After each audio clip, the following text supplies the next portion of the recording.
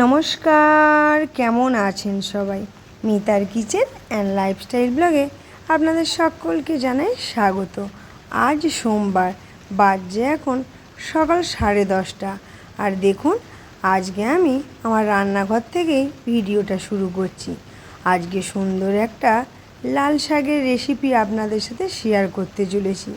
এখানে আছে 5 মিশালি সবজি, দিয়ে দিয়েছি খোসা শুদ্ধ আলু, চিচিঙ্গে, পটল, গাজর, বরবটি, শিম। আর এখানে এক আঁটি লাল শাক ভালো করে পরিষ্কার করে কেটে ধুয়ে রেখেছি। আজকে আমি করব লাল শাকের চচ্চড়ি। আপনারা তো অনেকে অনেকভাবে বানিয়ে খান, কিন্তু আমি কিভাবে বানাচ্ছি সেটাই আপনাদের সাথে শেয়ার করছি। আর আপনারা এখন পর্যন্ত যারা যেখান থেকে নিয়ে আমার ভিডিওটা দেখুন না কেন, কোনো অংশ যদি ভালো লেগে থাকে অবশ্যই আমাকে কমেন্ট করে জানাবেন। আর একটা লাইক দিয়ে চেষ্টা করবেন ভিডিওটা ফুল ওয়াচ করার। আর আমার কয়েকদিন থেকে গলার ভয়েসটা একটু বসা বসা লাগছে, কারণ একটু ঠান্ডা লেগেছে। দেখুন, কড়ার মধ্যে দিয়ে দিয়েছি 5 ফোড়ন, আর দিয়ে দিলাম আগে থেকে কেটে ধুয়ে রাখা সবজিগুলো। একটা ছোট সাইজের পেঁয়াজও আমি এর মধ্যে দিয়ে দিয়েছি, কারণ কি হয়, চচ্চড়ির মধ্যে একটু পেঁয়াজ দিলে পরে তরকারির স্বাদটা বেশ ভালো আসে। আর যাতে তাড়াতাড়ি সেদ্ধ হয়ে যায়, একটু ঢাকা চাপা দিয়ে দিলাম। দেখুন, ঢাকা চাপাটা খুলে নিয়েছি, সবজিটাও দেখছি হয়ে গেছে। এরপরে আগে থেকে ধুয়ে পরিষ্কার করে রাখা শাকটা দিয়ে দিলাম। এটাও একটু উল্টে পাল্টে নিয়ে তারপরে দিয়ে দেবো এর মধ্যে একটু লবণ। লবণটা তো অবশ্যই স্বাদ অনুসারে দিতে হয়, সেটা তো বলার অপেক্ষা রাখে না। দেখুন, দেওয়া হয়ে গেছে লবণ, আর একটু নাড়াচাড়া করে নেব, নিয়ে আবার একটু ঢাকা দিয়ে দেব, কারণ এটার মধ্যে কোনো জল ব্যবহার করব না। লাল শাক তো এমনি জলের ভাণ্ডার যে কোনো শাক। দেখুন, এটা সেদ্ধ প্রায় হয়ে গেছে। একটি পাত্রের মধ্যে আমি ঢেলে নিলাম।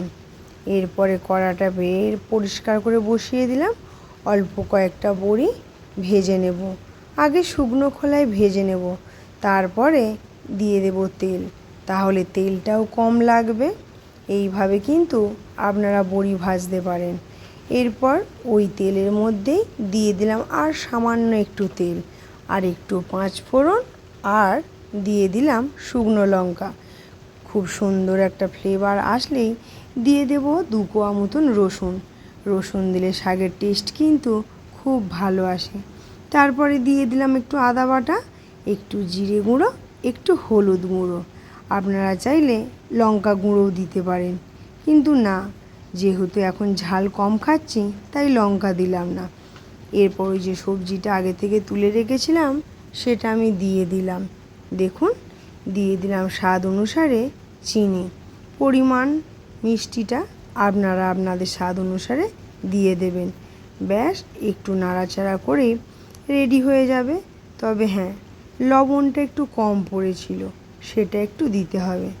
দেখুন, আমি দেখে নিচ্ছি সবজিটা সেদ্ধ হয়েছে কিনা। খুব সুন্দরভাবে সেদ্ধ হয়েছে।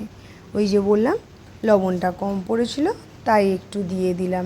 ব্যাস, একটু উল্টে পাল্টে নিয়ে খুব ভালোভাবে নাড়াচাড়া করে মিশিয়ে নেব। আর একটু ঢাকা দিয়ে দেব। 2 থেকে 3 মিনিট মতন থাকলে পরেই একদম রেডি লাল শাকের চচ্চড়ি। তবে দেখুন, যেহেতু ঢাকা চাপা দিচ্ছি তাই লাল শাকের কালারটা ফেড হয়ে গেছে। যদি ঢাকা চাপা না দিতাম একদম লাল টকটকে থাকতো। তো বন্ধুরা, আজকে আমার লাল শাকের চচ্চড়িটা কীরকম লাগলো অবশ্যই জানাবেন। আর আজকে যেহেতু নাচের ক্লাস আছে সন্ধ্যাবেলা, তো সেহেতু আজকের নাচ তো শেয়ার করতে পারবো না। আগের দিনে নাচের ক্লাসে একটু ভিডিও শেয়ার করব। দেখুন, কথা বলছিলাম তাই বলা হয়নি, একটু ভাজা মশলা দিয়ে দিয়েছি। আর ওই যে আগে থেকে বড়ি ভেজে রেখেছিলাম সেটা একটু ওপর থেকে গুঁড়ো করে দিয়ে দিলাম। তবে আপনারা চাইলে এতে বাদাম ভেজেও দিতে পারেন। তো চলুন বন্ধুরা, আজকে আর বেশি কথা বাড়াবো না। আমি তো ছোট ছোটোই ভিডিও দিচ্ছি, আপনারা প্লিজ একটু ফুল ওয়াচ করে দেবেন। দেখুন, এটা তো প্রায় রেডি হয়ে গেল। এরপরে চলুন যাই আগের সপ্তাহে নাচের ক্লাসের ছোট্ট একটু ভিডিও। এই দেখুন, ত্রিধা সোনা আর মেয়ে নাচছে, যেহেতু সামনে পুজো আসছে। আয় রে ছুটে আয়, পুজোর গন্ধ এসেছে। তো ত্রিধা কিন্তু একা নাচবে না, ও হচ্ছে দিদিকে দেখে দেখেই নাচবে। ম্যামও যদি দেখিয়ে দেয় তাও ওর ভালো লাগে না। আয়নার মধ্যে দিদিকে দেখবে দিদি নাচছে, তবেই ও কিন্তু সেইভাবে নাচে। যাকগে, বাচ্চা মানুষ তো। সামনে পুজো, একটু আনন্দ আনন্দ সবার মনের মধ্যেই রয়েছে। আর এদিকে তো বৃষ্টিও হচ্ছে মাঝে মাঝে, জানি না এবছর পুজোয় কী হবে। তো চলুন বন্ধুরা, আজকে আর বেশি কথা বাড়াবো না। সত্যি সত্যি এবার বিদায় নেবার পালা। আপনারা সবাই ভালো থাকবেন, সুস্থ থাকবেন, আর চেষ্টা করবেন আমার নয় সকলের ভিডিও একটু ফুল ওয়াচ করে দেখার, একটা লাইক দিয়ে। তো চলুন, আজকের মতন টাটা।